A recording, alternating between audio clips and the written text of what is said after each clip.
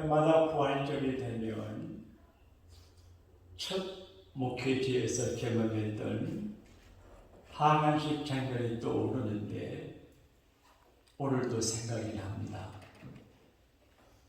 전도사로 시골 교회를 담임할 때 집사님의 아드님이 돌아가셔서 하한식을 하러 갔어요. 하한식 예배를 마치고 이제 무덤을 만드는 작업을 하는 동안 곁에서 기다렸거든요. 근데 그 곁에 어린 나이가 생무덤 앞에서 대성통곡을 해요. 그리고 하는 말이 엄마 집에 같이 가. 보니까 젊은 여자분인데 돌아가셔서 그분의 그 초상 하나 있어요. 아직 젊고 아기가 어린데 어머니 죽은 무덤 앞에 흐릿게 우는 그 소녀를 보고 제가 울었어요. 그리고 먼 산을 바라보고 내가 주님께 감사했습니다. 예수님 부활해 주셔서 감사해. 사람이 죽음으로 끝이 난다고 하면 너무나 불행하고 참혹한데 아무리 고관대작하고 부귀영화를 죽음으로 끝난다면 얼마나 참혹한가. 그런데 예수님께서 부활하심으로 예수 믿는 예수님께 속한 모든 사람들도 예수님 강림하시는 날 다시 바다에서 땅에서 부활한다고 하는 복음의 핵심을 믿을 적에 참 다행이다. 예수님 부활 너무 고맙다. 그런 마음을 가졌는데 제가 가진 마음이 도움이 되시면 아멘 하십시다. 죽은 자가 어떻게 삽니까? 그런데 초대교회는 예수님께서 십자가 못 박혀 돌아가실 때 모두 실망하고 뿔뿔이 다 흩어졌어요. 제자들도 가고 여자들도 다 흩어졌어요. 더 이상 죽은 예수님에게 기대를 걸지 않았습니다.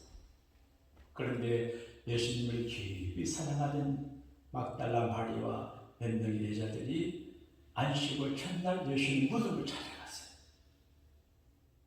오늘 일부 예배 시간이 많이 오셨어요. 첫 번 부활절 아침에는 이렇게 안 많았습니다. 그런데 무작정 갔어요. 대책이 없어요. 무덤은 무서운 곳입니다. 두려움을 느끼는 곳입니다. 그리고 무덤 동굴이기 때문에 큰 돌로 문을 막아놔서 여자들 힘으로 움직일 수 없는데 그러나 예수님을 사랑하니까 무작정 가는 거예요. 향유를 가지고 모략을 가지고 예수님의 시신에 발라드리려고 가요. 저들은 예수님 부활을 생각도 하지 않았습니다.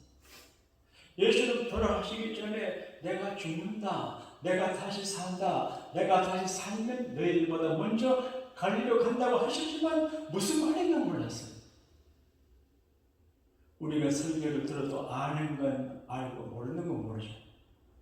몰라요. 그래서 예수님 다시 사실 꿈에도 생각 못하고 죽은 예수님의 시신에 약을 발라드리고 갔는데 무덤 문이 열려져 있어요. 깜짝 놀랐어요. 군인들이 옆에 쓰러져 기절하고 있어요. 안에 들어보니까 천사가 있어요. 예수님 시신도 없던 곳에 시신이 없어요. 천사가 말합니다. 어찌하여 산 자를 죽은 자 가운데서 참니 그가 여기 계시냐고 살아나셨다. 그렇게 말씀. 이게 큰 충격이에요. 놀라운 사건이에요. 역사 속에서 큰 사건은 예수님에 관한 사건이거든요. 예수님이 세상에 오신 사건이 큰 사건이고 처녀의 몸을 통해서 동정녀로 탄생하신 게 사건이고 예수님의 공생애가 사건이에요. 일을 해주고 병 고쳐주고 죽은 사람 살려주고 그리고 그러나 십자가 달려 죽음으로 사건이 끝이 났는데 죽었던 예수님이 살아났어요. 그리고 엠마오로 가던 두 제자를 만나고 예루살렘으로 돌아오게 하고 그날 저녁에 제자들이 모일 때 예수님이 나타나셨어요. 그래서 편안해라, 두려워하지 마라, 그리고 성령을 받으라, 그렇게 말했어요. 근데 잘 안 믿어져요. 보고는 잘 몰라요. 보지 못한 도마는 안 믿어요. 한국말로 내 손에 장을 찢어라, 안 믿는다는 거예요. 내 손으로 주님의 옆구리를 만져보고 못 잡고 만져보고 믿지. 근데 주님이 거다함을 나타나셨어요. 내가 안식일 주일 저녁에 나타나요. 그 주일날이 복된 날이에요. 도마에게 와서 내 손을 만져봐라, 옆구리 손 넣어봐라, 만져보라. 도마가 깜짝 놀랐어요. 당신은 하나님의 신이다, 하나님의 아들을 고백해. 그때 너는 나를 본고를 믿느냐, 보지 못하고도 믿는 자가 복이 있다, 그렇게 했어요. 그때 부활하신 일 지금도 간간히 우리를 만나주세요. 좀 신비로운 이야기지만 저는 부활절이 되면 부활하신 예수님이 제 발을 씻어주시는 생생한 경험을 잊을 수가 없어요. 꿈이 아니에요. 어떤 분이 제 발을 씻어주는데 그분이 보니까 예수님이세요. 초저녁인데 신비로워요. 이런 신비가 있어요. 그래서 제자들이 모여서 초대교회는 첫 번째 메시지가 예수님 죽었지만 살아나셨습니다. 예수님 부활했다. 이게 메시지예요. 사람들이 잘 안 믿어요. 어떻게 죽은 자가 다시 사냐? 따라합시다. 예수님 다시 사셨습니다. 사람들은 예나 지금이나 죽음의 문제를 크게 생각해요. 여러분 보시는지 모르지만 티베트 지역에 변명된 불교를 믿는 사람들은 천년 동안 어떤 풍습을 갖고 있나? 사람이 죽으면 그 영혼이 하늘나라로 가야 되는데 어떻게 하냐? 조장이라 그러기도 하고 청장이라고 그러는데 참 참혹해요. 그래서 그 일을 하는 사람에게 돌아가신 분의 시신을 가져다 주면 가족이 보는 앞에 죽은 사람의 시신이 살을 다 뜯어내요. 그리고 독수리한테 먹여요. 그러면 독수리가 그 살을 먹을 때 죽은 사람 영혼이 하늘로 간다. 그렇게 믿어요. 얼마나 참혹한 그랬던 종교가 사람을 불행하게 하거든요. 이 죽음의 문제가 너무 힘들어요.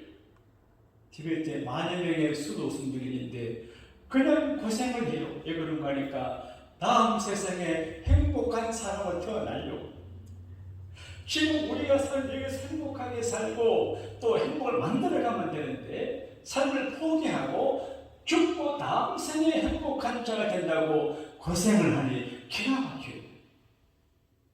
그런데 성경은 이렇게 말해요.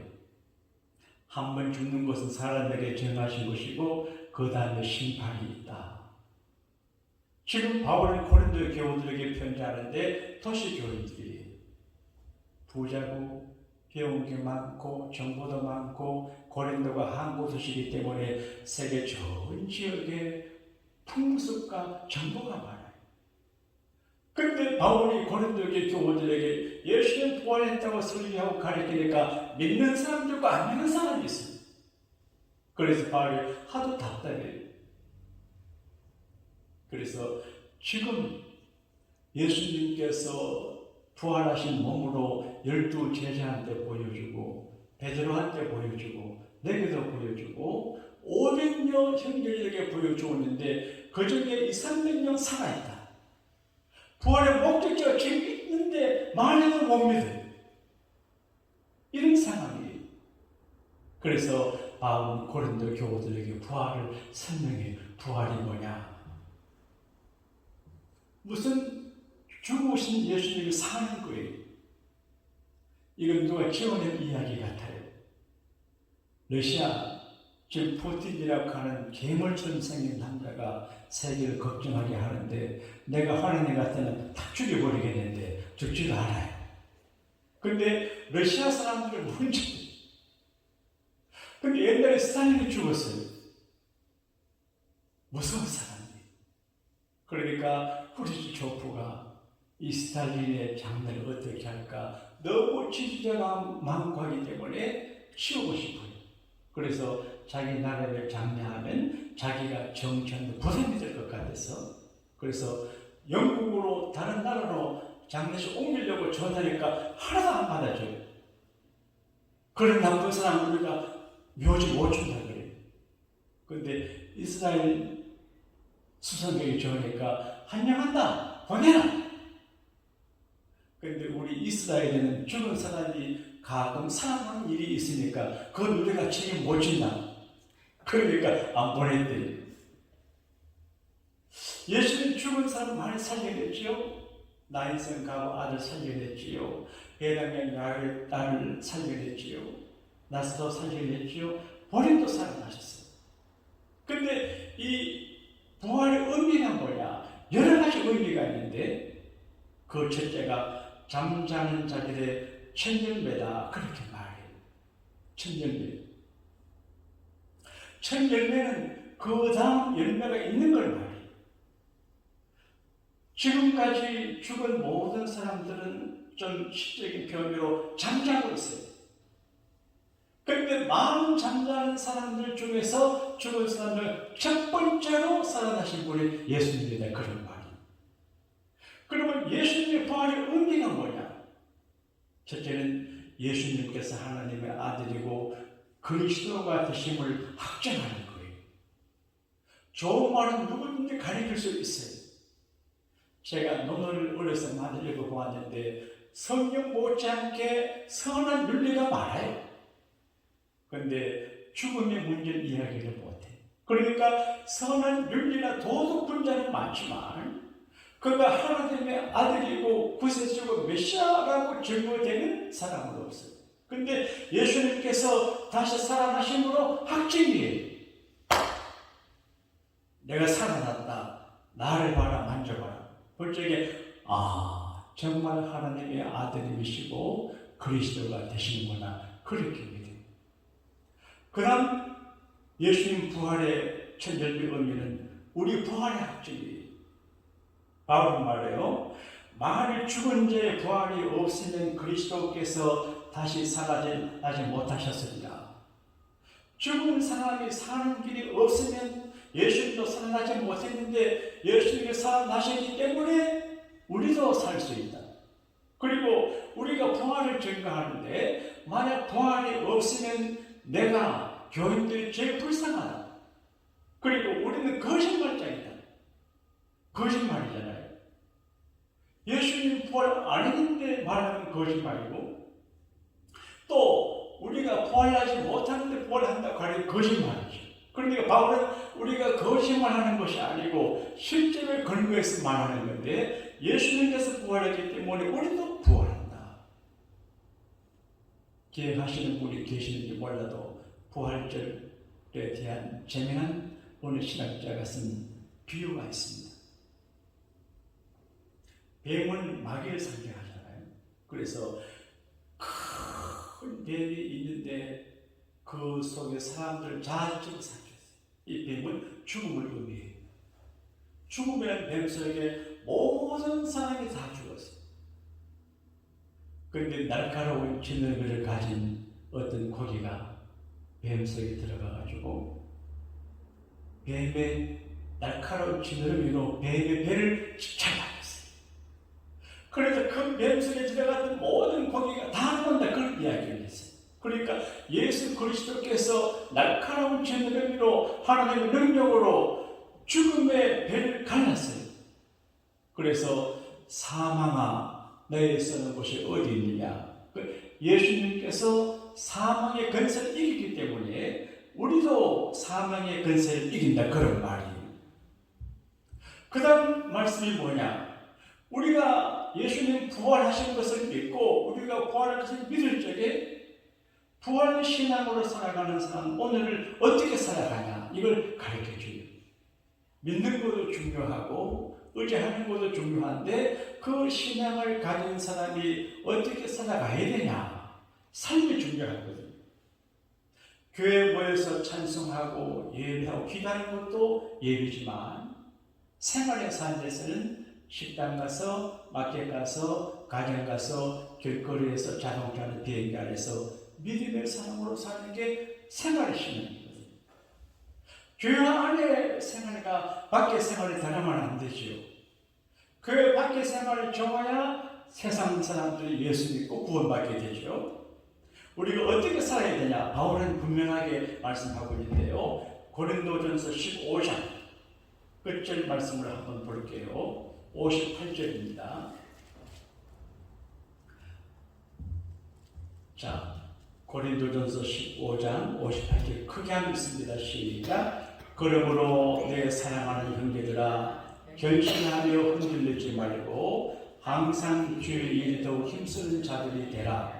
이는 너희 수고와 주 안에서 헛되지 않은 줄 압니다. 여러분, 우리가 살다가 보게 되면 아무리 믿음이 좋고 예수 오래 믿어도 흔들릴 때가 있습니다. 아무리 충성 봉사하는 사람도 늘 기분 좋게 하는 게 아니고 아이고 그럴 때가 있습니다. 교회 오시는 것도 기분 좋게 어떤 때는 아이고 또 주일에 그럴 때가 있습니다. 흔들려요. 그런데 부활신앙을 가지게 되면 흔들리지 않는데 바울은 그렇게 말합니다. 흔들리지 말고 견실하고 견고하고 신뢰가지고 흔들리지 말고 너무 쉽게 흔들려요. 우리가 듣는 노래 가운데 우린 너무 쉽게 헤어졌어요. 그런 노래가 있어요. 너무 쉽게 포기하고 너무 쉽게 헤어지고 너무 쉽게 믿음을 저버려요. 바울은 대만은 세상을 사랑하여 나를 버리고 갔다 그렇게 했거든요. 너무 쉽게 가는 그런 사람이 있어요. 근데 이제 부활신앙 우리를 견고하게 하고 믿음이 신하게 해요. 그리고 이제 우리가 어떻게 해야 되나? 항상 주의 일에 힘쓰는 자들일 때 주의 일. 주의 일이 뭡니까? 복음을 증거하는 것도 주님의 일이고 예배하는 것도 주님의 일이고 직장생활도 주님의 일이고 가정사도 주님의 일이고 사업하는 것도 주님의 일이고 이렇게 반주하는 것도 주님의 일이고 설교도 주님의 일이에요. 우리 주변에 할 일이 많아요. 얼마나 많은지 몰라요. 성가대신을 쓰지 않아요. 문을 열어 문제가 많아서 내가 몇 번 했는데도 잘 안 돼요. 그래서 아이고 지금 어제 어떤 분이 청소년께 그렇다게 하니까 기분이 좋아요. 그러니까 주일에 머리 있는 게 아니에요. 지금 우리 교회 백은꽃이 얼마나 잘 피어 있잖아요. 안에서 향기도 나요. 이게 주님 일이에요. 그러니까 주님의 일에 항상 힘쓰는 자들처럼 그렇게 말하고 있어요. 그리고 중요한 건 사람들이 지금 우크라이나에 보면 많이 죽잖아요. 21세기 대명천지에 전쟁을 해서 많은 사람을 죽이고 땅에 묻는 걸 보는데 참 전쟁이 무서워요. 그렇게 발사하면 뭐 큰일 나요. 이 생명이 초기화돼요. 그리고 사람들의 생각을 기회하지도 않아요. 그래서 죽음은 끝이 난 참혹한 사망 의식 속에 살아가는데 우리 가끔 그러잖아요. 죽을 뻔했다 그러잖아요. 죽는 게 싫어서 그래요. 옛날 우리 할머니가 죽고 싶다 그 거짓말이거든요. 살고 싶지요. 그런데 이 죽고 사는 죽사는이라 그러는데 한 번 죽는 걸 사는 것에 제맛인 것이고 심판인데 그것이 끝이 아니고 부활이 있어요. 그래서 부활신앙은 우리가 확립을 해야 되고 부활신앙은 만방에 알려서 사람이 죽어도 다시 사는 길이 있음을 전파하는 게 우리가 할 일이에요. 고린도전서 15장에 보게 되면 이렇게 말해요. 이제 23절 한번 볼까요?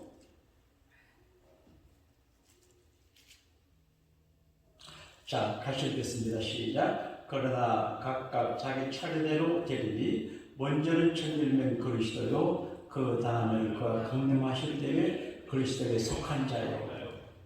이게 이제 성경 보기 번역을 재미있게 했는데 다른 성경은 그에게 붙은 자. 그래.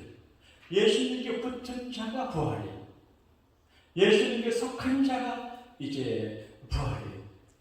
제가 어제 부활절 사랑의 편지를 보냈어요. 사람이 교인됨의 증거는 주일날 교회 오는 사람이 교인이에요.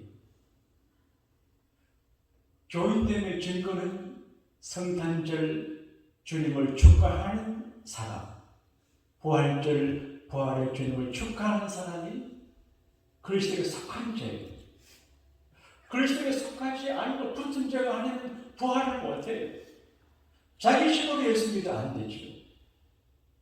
저희가 어릴 적에 이런 놀이를 한 기억이 나네요.